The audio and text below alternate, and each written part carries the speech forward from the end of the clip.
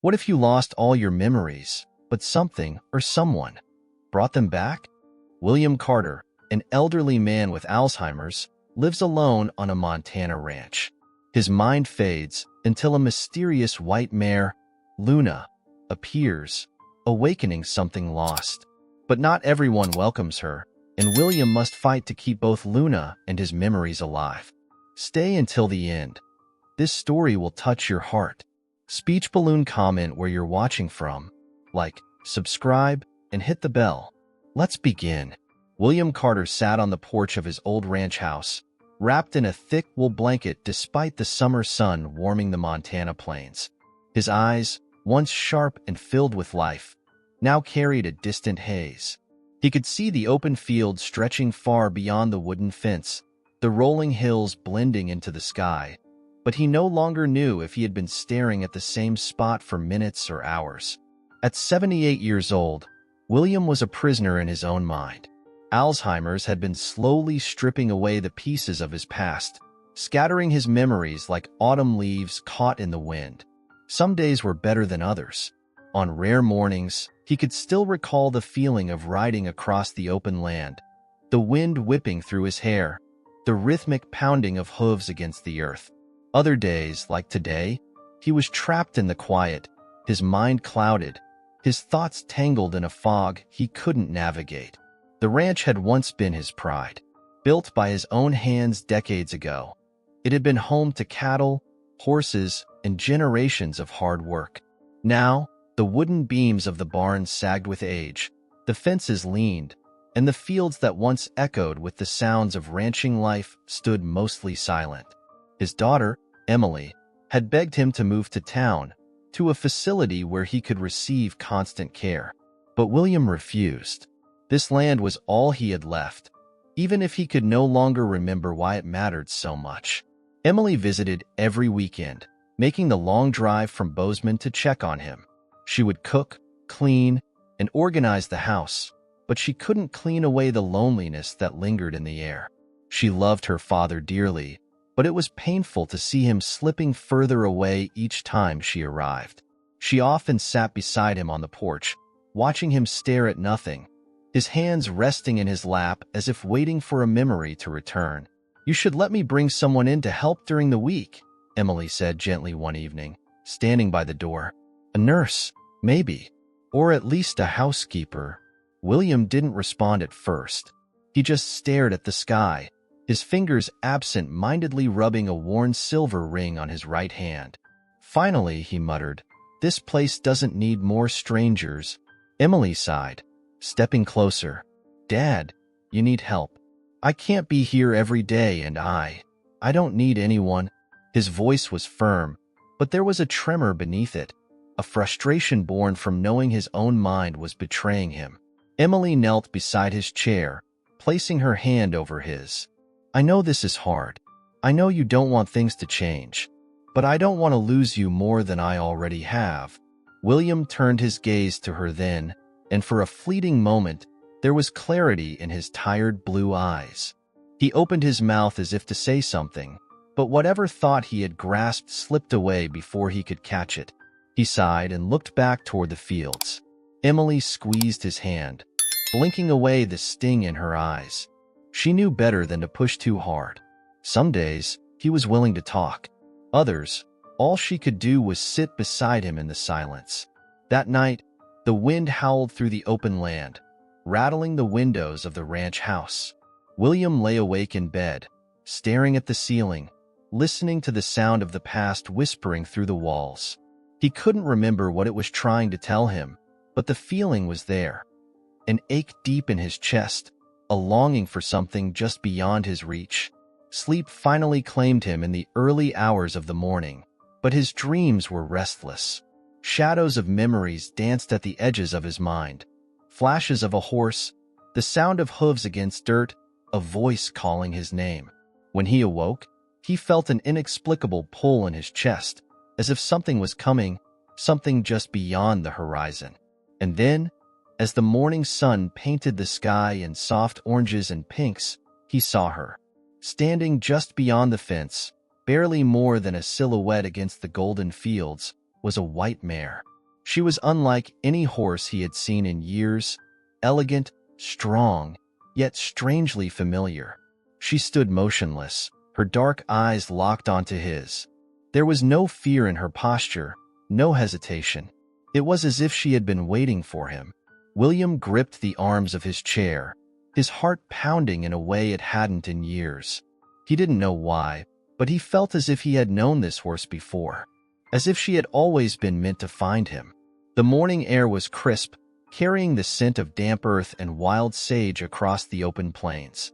William Carter sat motionless on the porch, his weathered hands gripping the armrests of his chair as he stared at the white mare standing beyond the fence. His heart thudded heavily in his chest, the fog of his mind momentarily lifting. She was beautiful, sleek and strong, with a flowing white mane that shimmered in the early sunlight. But it wasn't just her beauty that held him captive. It was something deeper, something buried in the recesses of his mind. He couldn't name it, couldn't grasp it fully, but a strange sense of familiarity washed over him. She wasn't just any horse. She was here for him. The mare stood still, her dark eyes locked onto his. She did not move away as other wild horses would have. She showed no fear, no hesitation. It was as if she had been waiting for him to notice her. William swallowed, his throat dry. Luna! The name slipped past his lips before he could think. The mare flicked her ears, her gaze unwavering. Something about her made his pulse quicken, an almost forgotten instinct stirring deep within him. He had spent a lifetime around horses, breaking and training them, but this one felt different. From inside the house, Emily's voice broke the silence. "Dad, coffee's ready." William barely heard her. His world had shrunk to the space between himself and the white mare. He reached for the wheels of his chair, but before he could move, the screen door creaked open, and Emily stepped outside, a steaming mug in her hands. She followed his gaze. "What are you looking at?" For a moment, William hesitated. He didn't want to break the spell, but he pointed toward the fence. "That horse." Emily squinted. "What horse?" William frowned and turned to her. "The white one. Right there." He pointed again. Emily looked harder, stepping closer to the railing. Her expression softened. "I don't see anything, Dad." Panic flickered in his chest. He turned back quickly, but the mare was still there, standing as still as before, staring at him. "I see her," he insisted, gripping the arm of his chair tighter. "She's right there by the fence."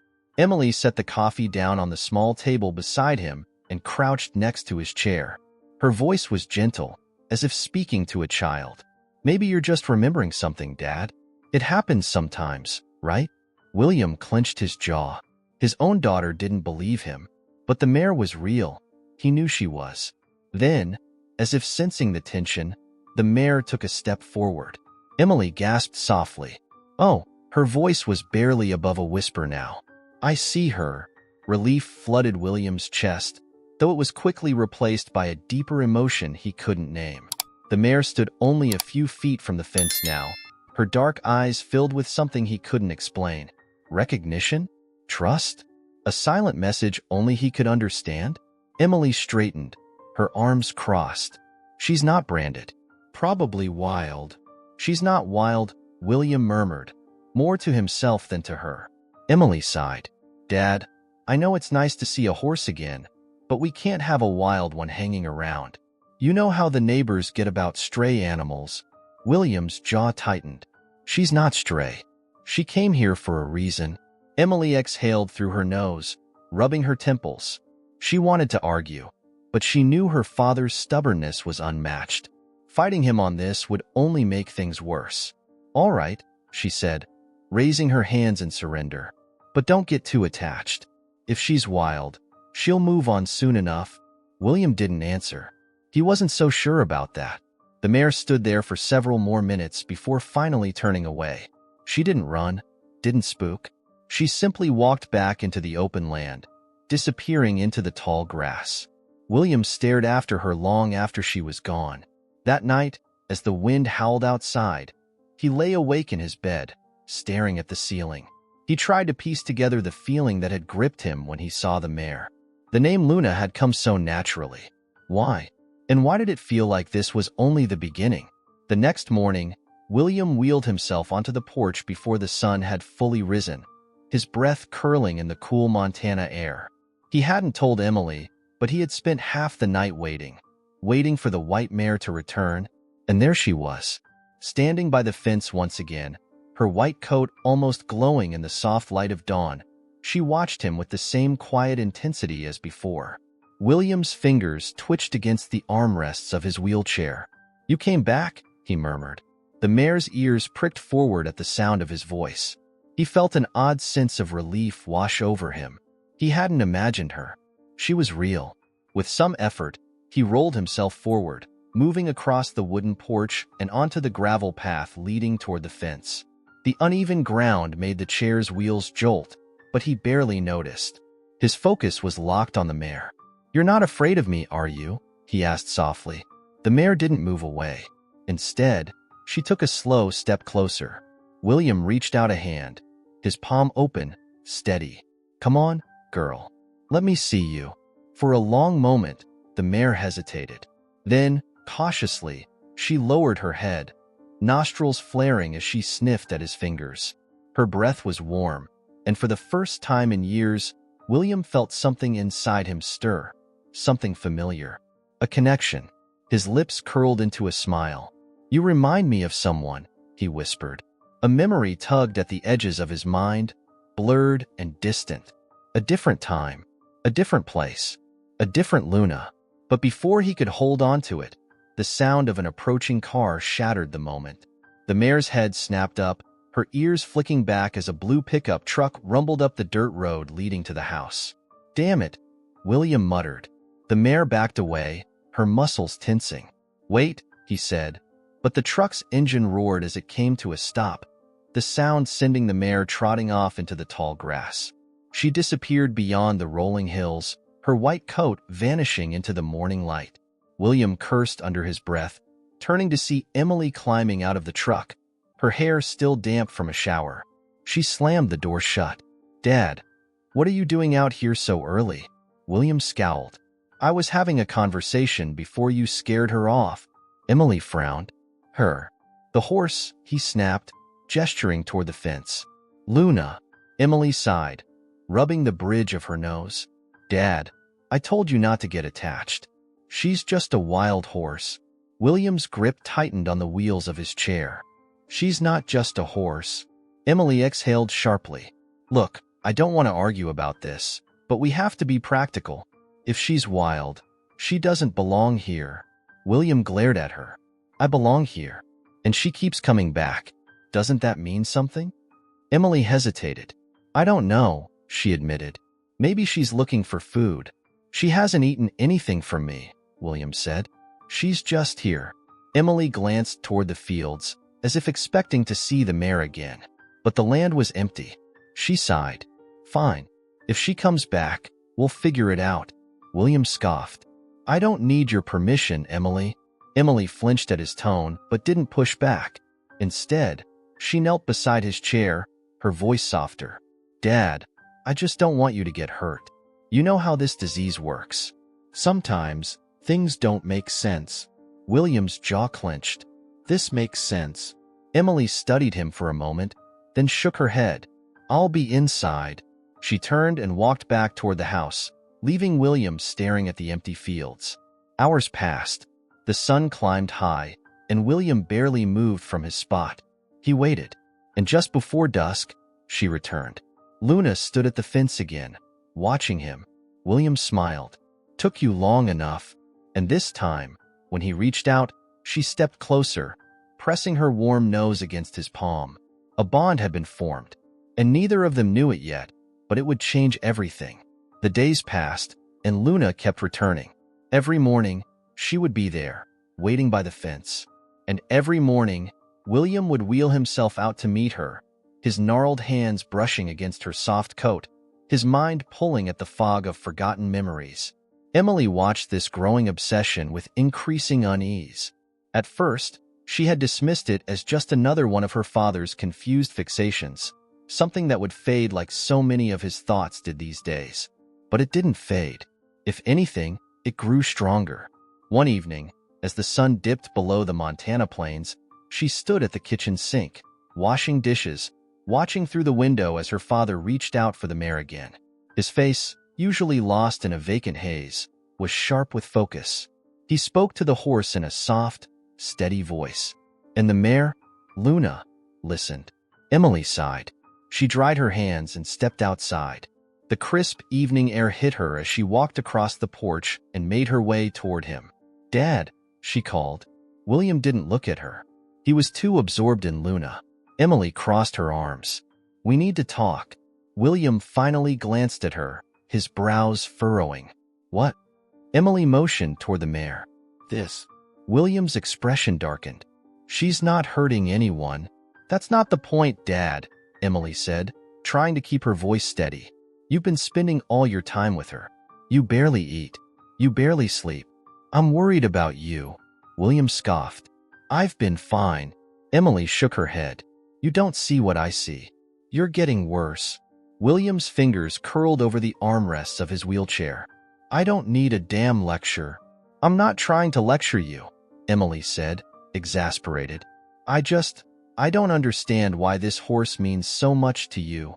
William's mouth opened as if to answer, but then he hesitated. His lips pressed into a thin line. Because he didn't know. He only knew that when he looked at Luna, something in him stirred. Something old, something he had lost. Emily saw the struggle in his eyes, and her voice softened. "Dad, do you even know why you call her Luna?"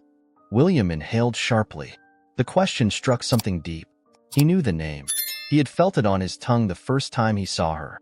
But when he reached for the memory, it slipped through his fingers like sand. He clenched his jaw. "I just do." Emily sighed. "I don't want to take this from you, but I don't want to lose you more than I already have." William's face twisted, his frustration mounting. He hated this. Hated the way she spoke to him like he was already gone. "I'm still here," he snapped. Emily recoiled. For a moment, there was silence between them, thick and heavy. Then, from behind the fence, Luna took a step forward and nudged William's shoulder gently with her nose. His anger melted instantly. His hand reached up on instinct, stroking her mane. The moment stretched, unbroken, as if the world had narrowed to just the two of them. Emily swallowed the lump in her throat. "What if she's dangerous?" she said quietly. William let out a short, dry laugh. "Dangerous? Look at her." Emily was looking, and that was the problem, because what she saw scared her.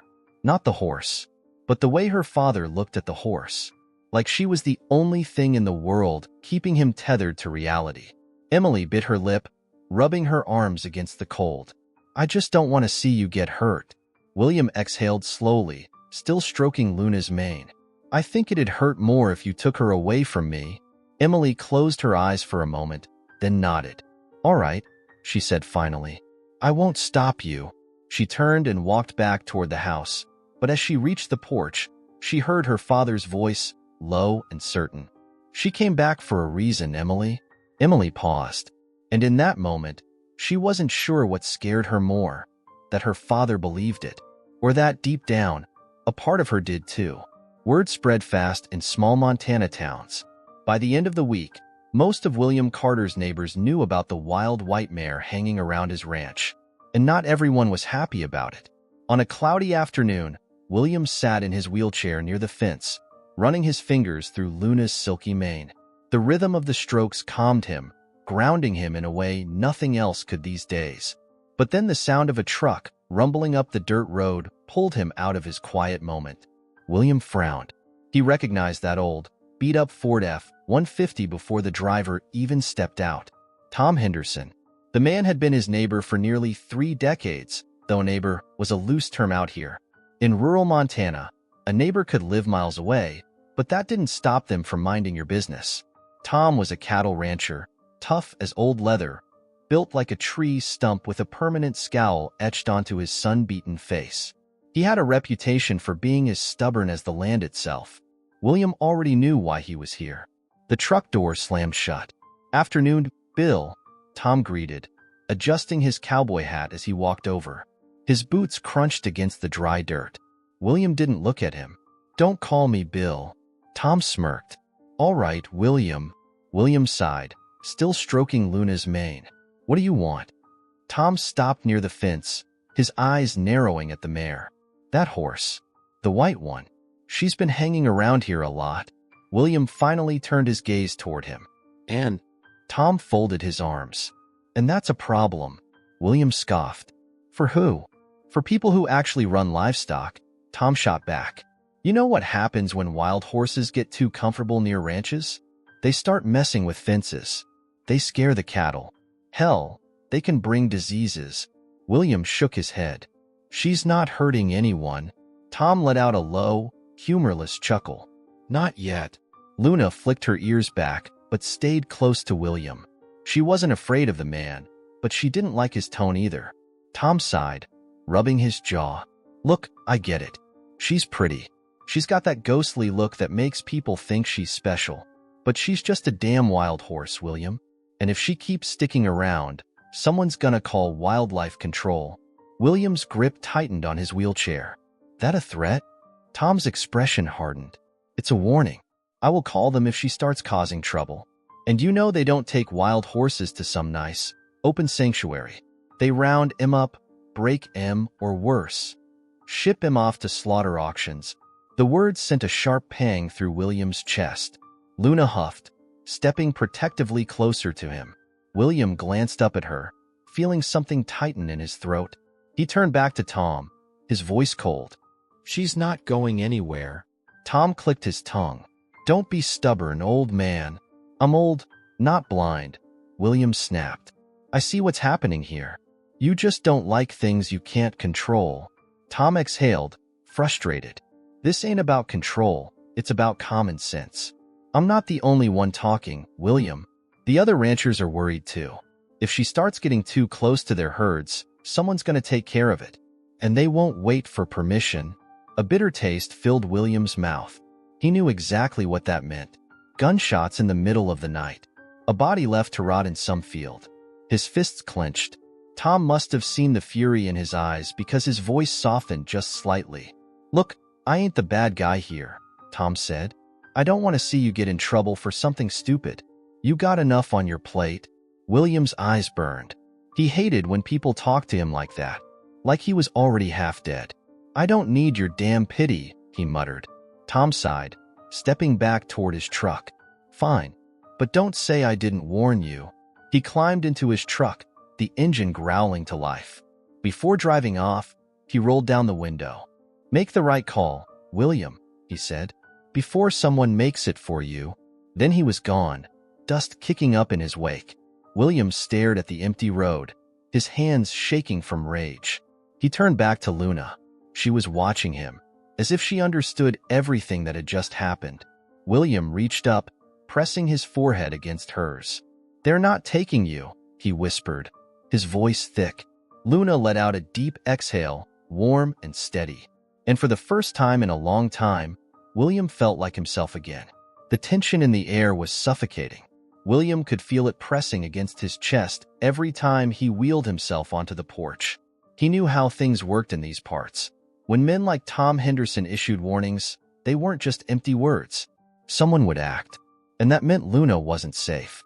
He found himself waking up before dawn, rolling out to the fence line just to make sure she was still there. Every morning, his heart clenched until he saw her. Her white coat blending with the early fog, her dark eyes watching him, waiting. But the anxiety gnawed at him. The paranoia that one morning, he'd wake up and she'd be gone. That he'd find nothing but hoof prints fading into the dirt. Or worse, that thought made his stomach twist. One evening, as he sat near the fence stroking Luna's mane, Emily stepped out onto the porch, arms crossed, watching him. She hadn't said much since Tom's visit. She was trying to pick her battles. But tonight, she finally broke. "Dad, this can't go on," William sighed, running his fingers through Luna's coat. "If you're here to tell me what Tom said, save your breath." Emily walked over, standing by the fence. "It's not just Tom. I was at the store today. People were talking. Some of the ranchers are getting restless." William clenched his jaw. Let them talk. Emily crouched beside his chair, lowering her voice. Dad, they're not just talking. I heard someone say they'd shoot her if she came too close to their property. William's breath caught. Emily saw the flicker of fear in his eyes, but it disappeared as quickly as it came. He turned back to Luna, his fingers curling around her mane like an anchor. I won't let that happen, he muttered. Emily swallowed hard. You don't have a choice. William snapped his head toward her. Like hell I don't. Dad, you think I don't know what's going on? His voice was sharp, trembling with anger. You think I don't hear the way people talk about me? Like I'm some useless old man who doesn't know his own mind. Emily's throat tightened. That's not. I may be losing my memory, Emily, but I know what's real. He turned to Luna, his hand still resting against her warm coat. And she's real. Emily let out a slow breath. I know she's real. That's not the point. William stayed silent. Emily's voice softened. I know how much she means to you. I do. But she's not safe here, Dad. William exhaled shakily, his resolve faltering. He knew Emily was right. He just didn't want to admit it. She keeps coming back, he whispered, almost to himself. Why would she do that if she wasn't meant to be here? Emily hesitated. She wished she had an answer. Instead, she reached for his hand, squeezing it gently. Maybe it's not about where she belongs, she said. Maybe it's about making sure she's safe. William didn't reply. He couldn't, because deep down, he knew what she was trying to say. And it terrified him, that if he truly loved Luna, he might have to let her go.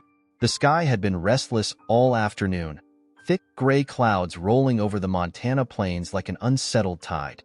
The air carried an eerie stillness, a quiet before the storm. William knew what was coming. He could feel it in his bones.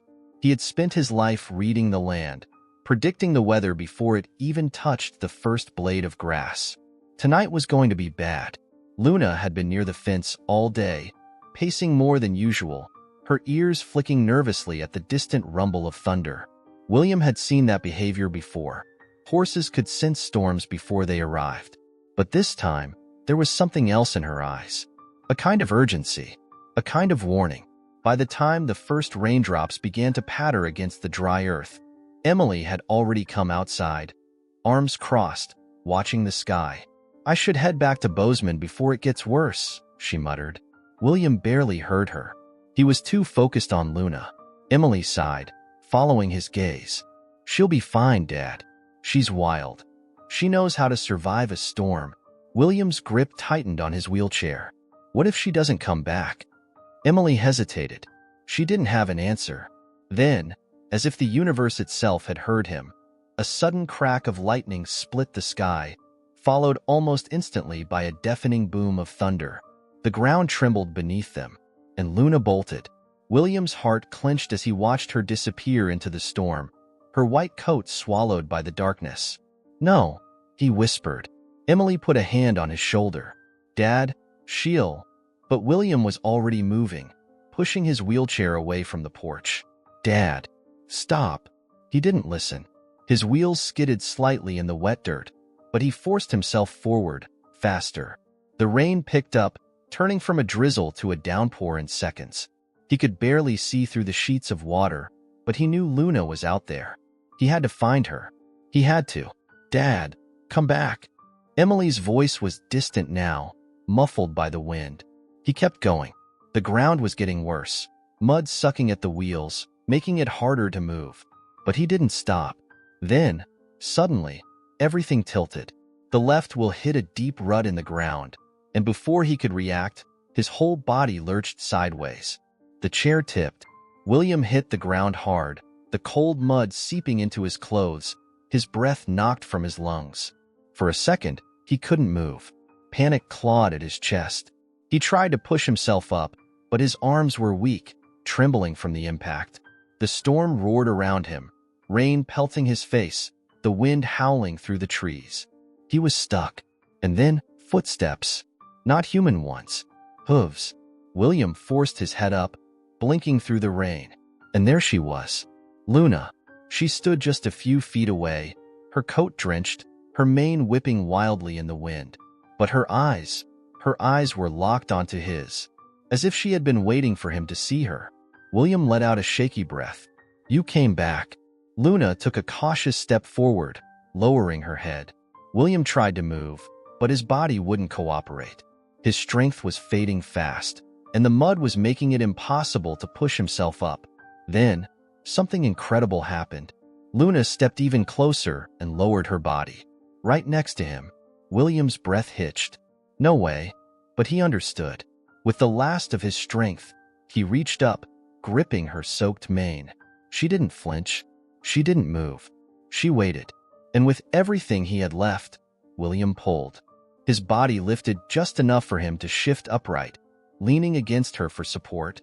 His arms trembled, his breathing ragged, but he was up. And then, another voice. "Dad."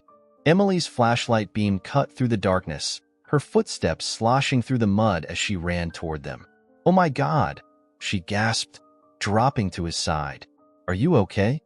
William didn't answer. He was too busy staring at Luna, because something deep inside him had just clicked. A memory, a flash from a lifetime ago, a younger version of himself. No wrinkles, no wheelchair, laughing as he rode across these same plains. And beneath him, a white mare. A mare named Luna. Emily followed his gaze, her chest rising and falling with heavy breaths. "Dad, what just happened?" William's voice was barely a whisper. "I remember." The rain had eased into a light drizzle by the time Emily helped William back to the house. His clothes were soaked, his hands caked with mud, and his breaths came in uneven gasps. But none of that mattered, because for the first time in years, his mind felt clear. Luna followed them up to the porch, her white coat streaked with dirt, her eyes still locked onto William. It was as if she knew, as if she had always known. Emily, still shaken, wrapped a blanket around her father's shoulders and crouched beside his chair. "Dad, what happened out there?" William stared straight ahead, his fingers curled against the damp fabric of his jeans. His mind was still racing, the images flashing like old photographs. He licked his dry lips. She's not just any horse." Emily frowned. "What do you mean?" William turned to face her, and for the first time in years, his eyes held certainty.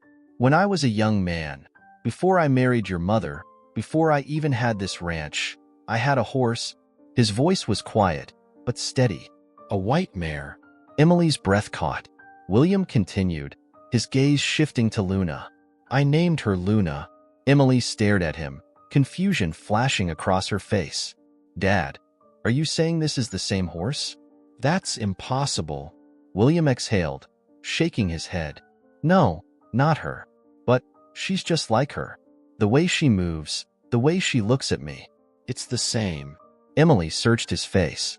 There was no hesitation in his words, no uncertainty, and that scared her more than anything.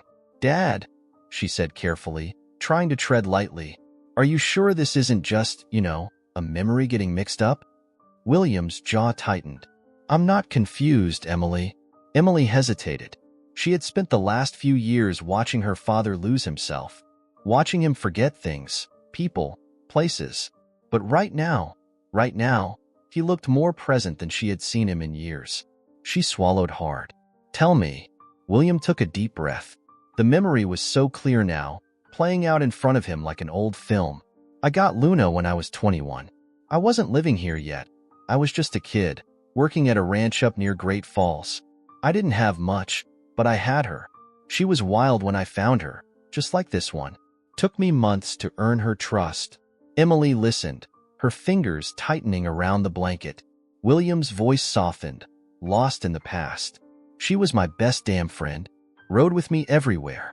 We used to run across fields just like this. No fences, no boundaries. Just freedom." His throat tightened. "Then one winter, she got sick. I tried everything, called every vet I could. But she just laid down one day and never got back up." Emily blinked rapidly, pressing her lips together. "I buried her with my own 2 hands," William whispered. "And I never rode again." Silence hung between them, heavy and thick. The only sound was the soft patter of rain on the roof. Emily took a shaky breath. "And now, she's back?" William turned to look at Luna, who was still standing quietly by the porch. I don't know how to explain it, he admitted. But I know this. She came back for a reason. Emily's chest tightened. She wanted to tell him that it was just coincidence, that there was no way the universe worked like that. But then she looked at him, really looked, and for the first time in years, she saw her father. Not the man trapped in a fog of confusion, not the man slipping away from her, day by day, but the man he used to be, and she couldn't bring herself to take that away from him. She wiped at her eyes and sighed. Okay, she said finally. What do we do now? William smiled faintly, reaching out to pat Luna's nose. We don't let them take her. The next morning, the air was crisp and heavy with the scent of damp earth. The storm had passed, leaving the Montana sky a brilliant shade of blue. But inside the ranch house, the weight of the previous night still lingered. Emily sat at the kitchen table, a steaming cup of coffee in front of her, but she barely touched it. Instead, she stared at her father, who sat across from her, his weathered hands resting on the table. She had barely slept. Not after everything she had seen. William looked different. Not in the way that worried her. Not the lost, distant look he had carried for so long. No, this was something else. A clarity, a fire in his eyes that she hadn't seen in years, and that terrified her just as much as it reassured her. She took a deep breath. Dad, we need to talk. William didn't look up. He was staring out the window, watching Luna graze near the fence, the morning sun glinting off her white coat. I know what you're going to say, he murmured. Emily tightened her grip around the mug. Do you? William finally turned to her. You think I need to let her go? Emily exhaled slowly. Dad, I don't want to take her from you. I see what she's done for you. But you know the reality. Tom isn't going to back down. The other ranchers aren't either. William's jaw tightened. She leaned forward. You said it yourself. She's not just any horse. Then we have to protect her like she isn't. William narrowed his eyes. What are you saying? Emily hesitated, then sighed. I made some calls this morning. There's a wild horse sanctuary a few hours from here. They take in horses like her, ones that don't belong to anyone but still need protection. William stiffened. You want to send her away? Emily swallowed. I want to keep her safe. William pushed back from the table, gripping the wheels of his chair. No, Dad. I won't let them take her. His voice was sharp, final. Emily closed her eyes for a moment, collecting herself. I'm not them. I'm not Tom, or the other ranchers. I'm trying to help. William shook his head. You don't understand. If she leaves, if I let her go. His voice wavered. Emily's heart clenched. She's the only thing keeping me here, he admitted, barely above a whisper. Emily's breath caught. He wasn't talking about the ranch. He was talking about his mind. For so long, he had been slipping, disappearing into the fog of his own mind, losing memories, losing names, losing himself. But Luna had pulled him back. Emily blinked rapidly, forcing down the lump in her throat. She reached across the table and took his hand, squeezing gently. Then let's find a way to keep her here. William looked up at her, surprised. Emily nodded, determination settling in her chest. If you trust me, she said, I'll make sure no one takes her away. For the first time in a long time, William's lips curled into a small, weary smile. I trust you, kid. Emily squeezed his hand again, then stood. Good. Then let's figure this out. Outside, Luna lifted her head, her dark eyes watching them through the window. And for the first time, Emily wondered if maybe, just maybe, her father was right. Maybe Luna really had come back for a reason. The days that followed were a quiet battle. Emily spent hours on the phone, talking to lawyers, sanctuary directors, and wildlife organizations. Anyone who could help her find a way to keep Luna safe. The process wasn't easy. The law was tricky when it came to wild horses. Technically, Luna belonged to no one, which meant that if someone reported her as a nuisance, the local authorities had every right to remove her. And out here, removal rarely meant a second chance. Tom Henderson and the other ranchers were watching closely, waiting. They knew William couldn't keep the mare forever. They were just waiting for the right moment to make sure she disappeared. Emily wasn't going to let that happen, but her time was running out. On the third day after the storm, she stepped onto the porch, her phone still in her hand. Her father was by the fence, his hand resting on Luna's strong neck. "Dad," she called. William turned, immediately sensing the weight in her voice. Emily took a breath and walked toward him. "I found a way." William's brows furrowed. She hesitated, choosing her words carefully. "There's a sanctuary in Wyoming. A private one, on protected land. No ranchers, no hunters, no government interference. She'd be free." William's hands clenched. "That's just a pretty way of saying she won't be here." Emily sighed. "Dad," but he wouldn't hear it. "She belongs here."